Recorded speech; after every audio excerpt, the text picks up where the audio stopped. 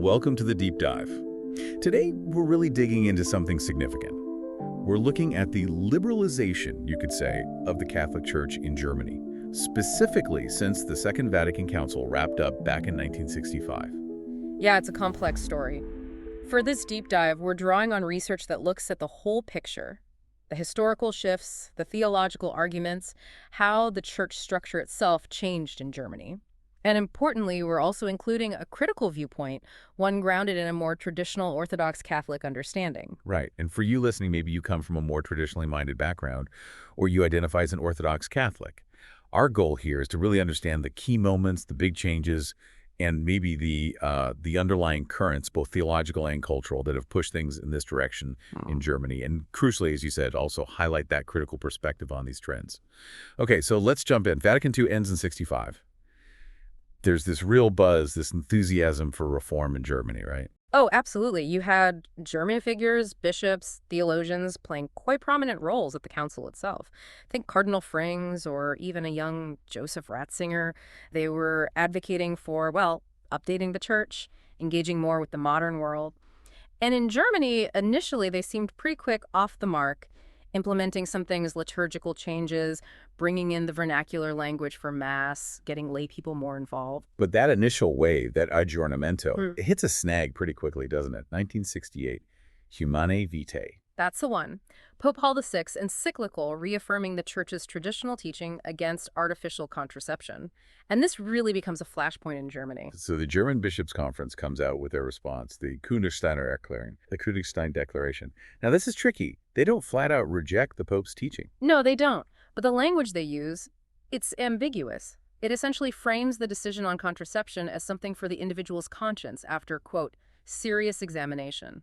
And from that traditional Catholic viewpoint we mentioned, this is a really big deal, isn't it? Because conscience isn't supposed to be this totally independent thing. Exactly. For an Orthodox understanding, conscience has to be informed by, shaped by, God's law and the Church's authoritative teaching.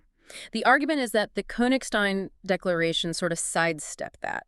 By appearing to elevate individual conscience above clear church teaching on this specific moral issue, it arguably set a precedent. It was maybe an early sign of divergence. And did it have a real impact on Catholics in Germany? Well, the practical effect, according to the sources, was that many German Catholics felt they had a sort of green light to follow their own judgment on contraception. And it's telling that later on you have Cardinal Schönborn in 2008 looking back and calling these kinds of declarations a serious sin of the bishops.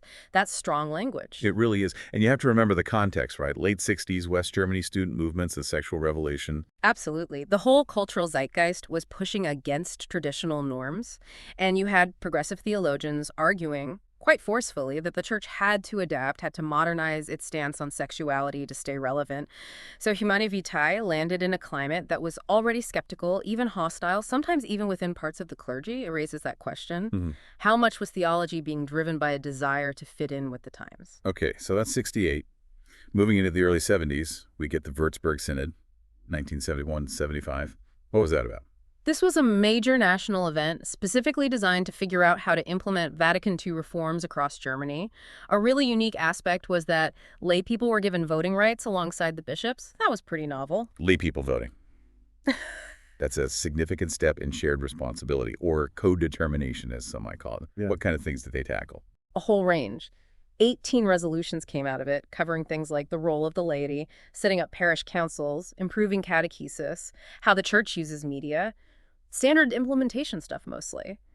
But what's really interesting looking back is that they also openly discussed issues that would become much more contentious later: mandatory priestly celibacy, the role of women in ministry. So even back then, these topics were on the table, even if they didn't lead to immediate changes like, say, ordaining women. Exactly. The fact that they were formally debated in this national synod with lay participation was significant. It kind of normalized the discussion, even if Rome pushed back on some of the more ambitious ideas later.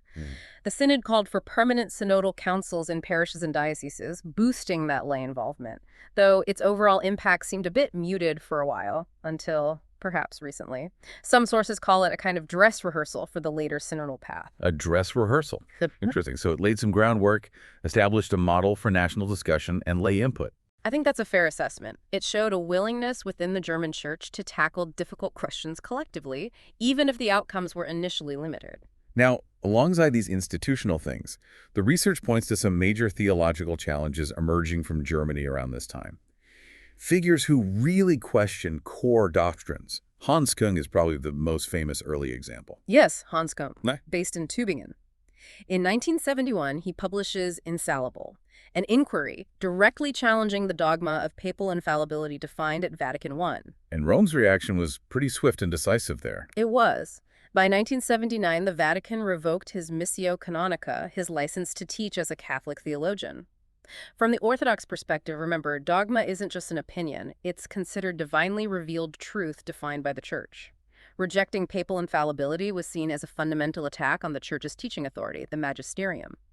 Even though many scholars, especially in North America, protested the Vatican's move, it showed Rome wasn't willing to budge on what it saw as core tenets. For you listening, understanding the weight of dogma is key here. Okay, Küng is one. Then there's Ute Ranke Heinemann. Right, the first woman to get a doctorate in Catholic theology and hold a chair.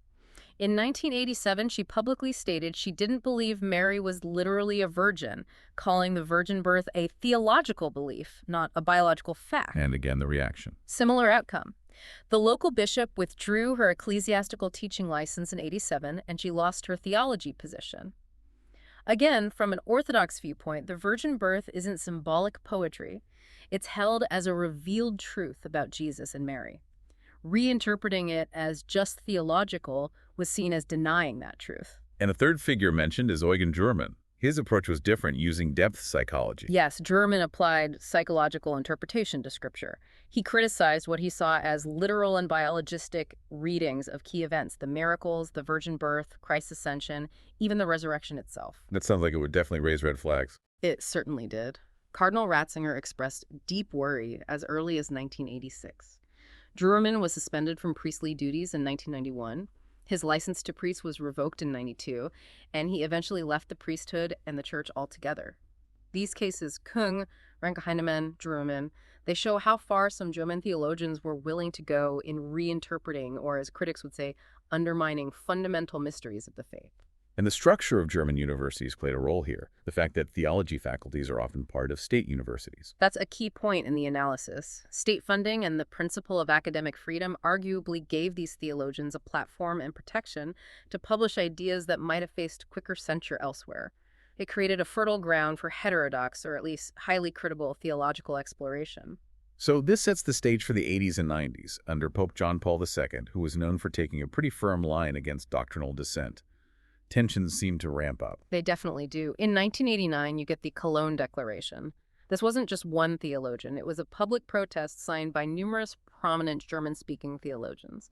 Protesting what, exactly? Primarily what they saw as excessive woman centralism and restrictions on theological inquiry. They objected to the Vatican tightening its control over who could teach Catholic theology and how bishops were appointed in Germany.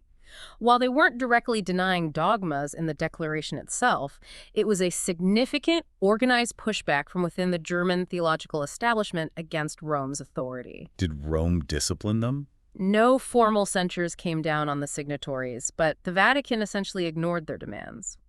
This lack of response, however, probably didn't help relations and might have, in a way, strengthened the resolve of the more liberal bishops in Germany. And you had bishops who were seen as more reform-minded then. The research mentions Casper, Lehmann, Camphaus. Yes, figures like Walter Casper, Karl Lehmann, Franz Camphaus, they gained reputations for being more pastorally open, more willing to discuss or find pastoral workarounds for difficult issues like priestly celibacy or communion for divorced and remarried Catholics. So you see this growing gap. Rome, under John Paul II, emphasizing doctrinal clarity and discipline, and parts of the German episcopate and theological world leaning towards more flexibility and reform. This divergence seems to find expression in lay movements, too. Mid-90s, we see the We Are Church initiative emerge. Right, the Kirchenvolksbegehren. It started in Austria, actually, triggered by scandals there, but it gained massive traction in Germany. We're talking hundreds of thousands, maybe over 1 million signatures. Wow. And what were they asking for? A pretty sweeping reform agenda, Hmm. more say for lay people in choosing bishops, making celibacy optional for priests, opening ordination to women, changing teachings on sexual ethics, contraception, homosexuality, and generally more democratic structures in the church. Those are major asks, going way beyond local adjustments. They touch on universal church teaching and discipline. Absolutely. And from the traditional Catholic perspective, many of these demands were simply incompatible with established doctrine. Things like women's ordination, Pope John Paul II had explicitly reaffirmed the Church's position against it in Ordinatio Sacerdotalis just a year earlier, in 1994. So Rome's response was probably dismissive. Pretty much. The demands were seen as out of line with Catholic teaching. But while We Our Church didn't achieve its immediate goals, it really signaled the depth of the rift and the strength of the desire for change among a large segment of German Catholics. And importantly, major lay organizations like the ZDK, the Central Committee of German Catholics, were sympathetic to many of these goals. Yes, the ZDK, a very influential lay body, has historically supported many of the aims raised by We Are Church, including things like blessings for same-sex couples, pushing for women deacons as a step towards ordination, abolishing mandatory celibacy, and allowing intercommunion. You even have a quote from the ZDK president in 2020 basically brushing off Vatican criticism as mere disturbances from Rome. That tells you something about the mindset. It certainly suggests a strong alignment between key lay leaders and the progressive reform movement, sometimes in direct opposition to Rome. It created a powerful internal coalition pushing for change. Let's talk a bit more about the institutions. We mentioned the universities. What about seminaries and religious orders? Well, the seminaries, where future priests are trained, were often influenced by the same theological currents present in the universities. Seminarians would be taught by professors holding more liberal views, inevitably shaping the outlook of a generation of clergy. And religious orders in Germany, especially those focused on teaching, nursing, social work, also often became quite progressive. Women's orders, for instance, were often vocal supporters of expanding women's roles, including ordination. Journals published by orders, like the Jesuit Stimme in der Zeit, frequently featured reformist perspectives. Are there specific examples? The sources mention individual religious figures speaking out, like Sister Edogundis Fürkerer or Sister Philippa Rath, advocating for women's ordination. Some orders also really embraced interreligious dialogue or focused heavily on environmental theology. But it wasn't monolithic, right? There were still traditional pockets. Oh, definitely. You had and still have communities associated with the traditional Latin Mass, like the Priestly Fraternity of St. Peter, FSSP, attracting vocations. And of course, the election of Cardinal Ratzinger as Pope Benedict XVI in 2005 was a huge boost for traditionalists in Germany and worldwide. Benedict XVI, with his critiques of the dictatorship of relativism. Exactly. His papacy provided a strong counter-narrative from the very top. However, the research suggests that even Pope Benedict's influence, while significant, really only slowed down the progressive momentum in Germany. It didn't reverse it. A case in point was the fairly negative reaction from many German church leaders when Benedict lifted the excommunications on the bishops of the Traditionalist Society of St. Pius X, SSPX. It highlighted the deep divisions. So by the turn of the millennium, you basically had this entrenched progressive wing, often aligned with major institutions and lay groups, coexisting, often tensely, with a smaller but determined traditionalist minority. That seems to be a fair summary of the situation leading into the 21st century. And then came the storm, the clerical abuse crisis hitting Germany hard around 2010. Yes, the revelations of widespread abuse and cover-up led to a catastrophic loss of trust. And this became, for many, the ultimate argument for radical change. The narrative quickly formed that the abuse was enabled, even caused by structural issues.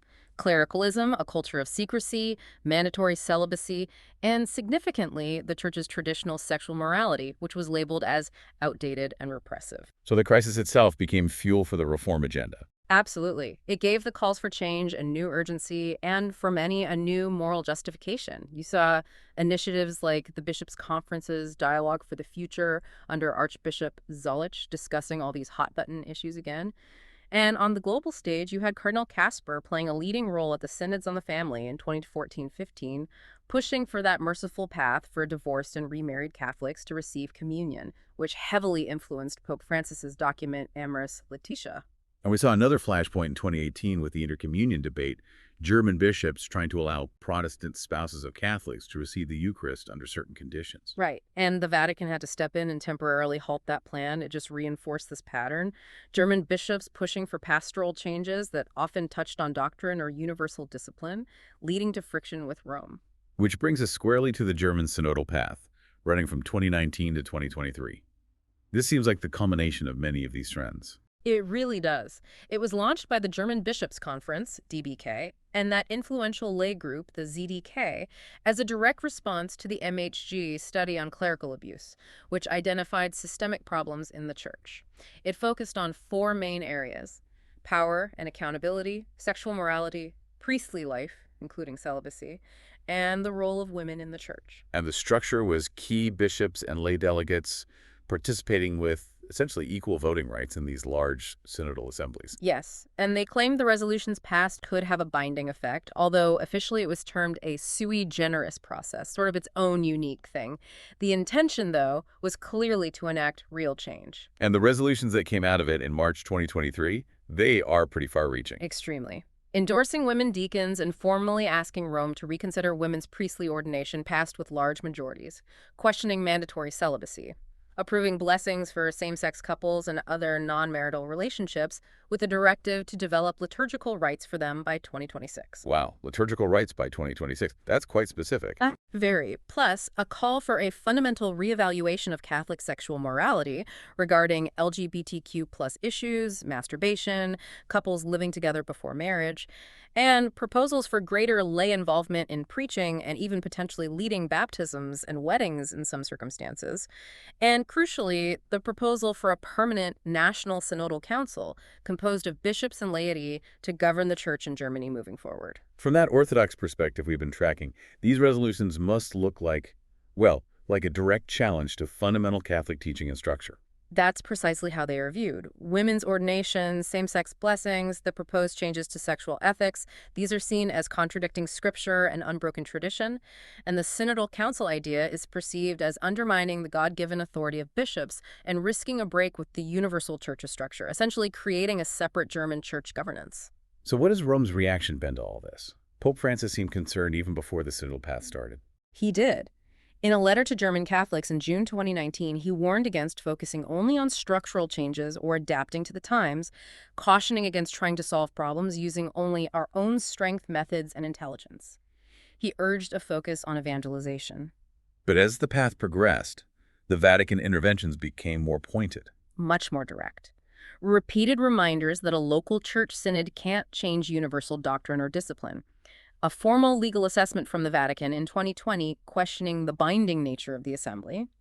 Then in November 2022, a really blunt meeting in Rome where top Vatican cardinals Ulay from bishops, Ladaria from doctrine, directly criticized the German proposals on sexuality, women's ordination, and especially the Synodal Council, saying it didn't align with Catholic ecclesiology and risked unity.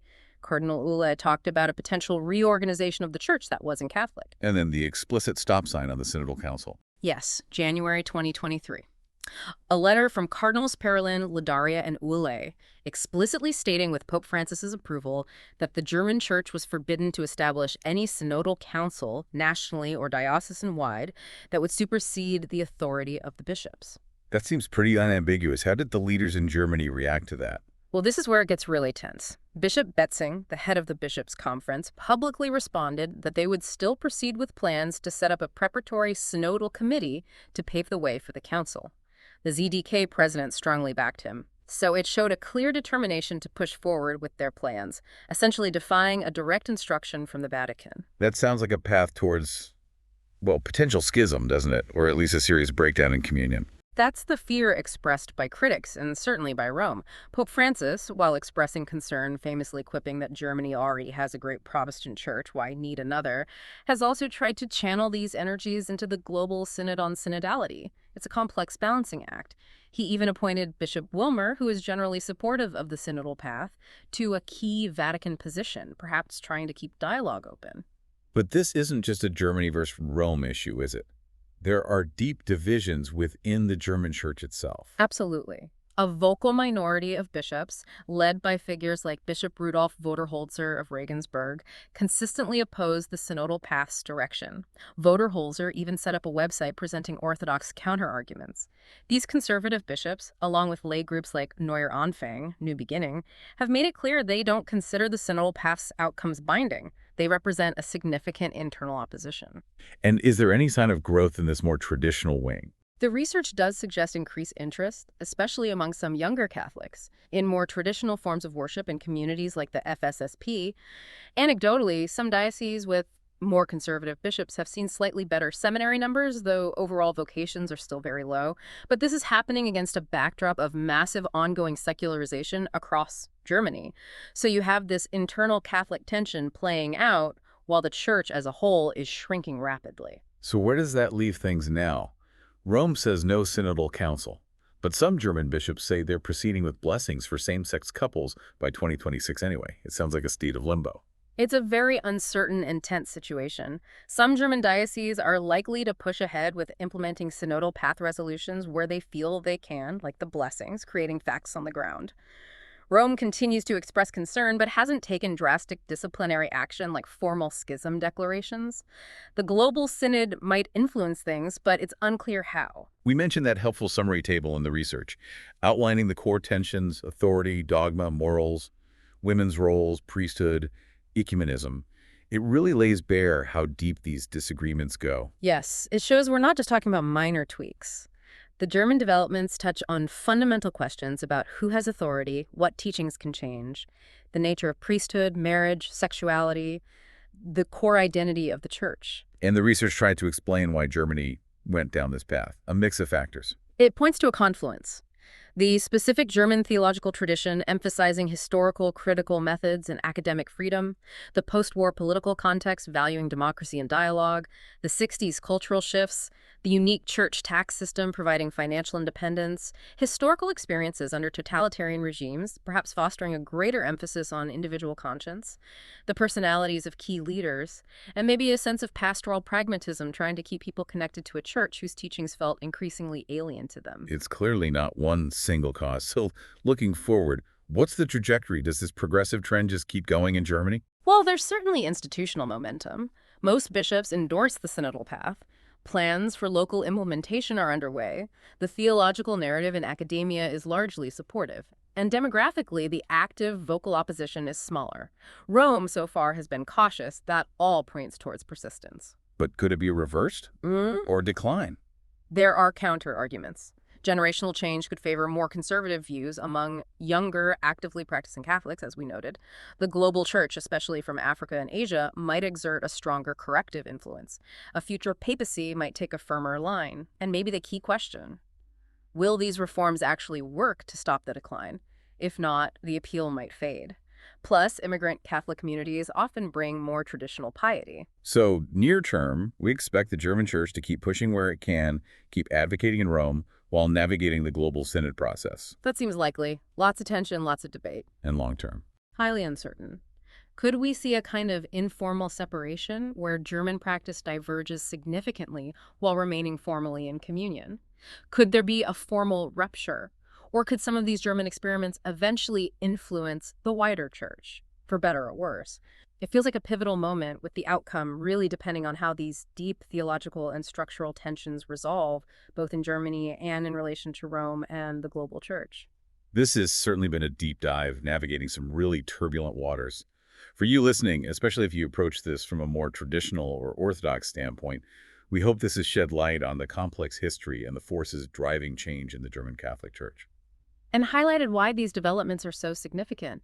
They aren't just internal German matters. They raise fundamental questions about church unity, authority, and fidelity to tradition that resonate far beyond Germany's borders. So, a final thought to leave you with. Given everything we've discussed, this long trajectory from Vatican II through Humani Vitae, the Würzburg Synod, theological dissent, and now the Synodal Path facing off against Rome, what do you think the lasting impact will be? On the unity of the Church, yes, but also on how ordinary Catholics understand and live out their faith day to day. Something to ponder. Thanks for joining us for this deep dive.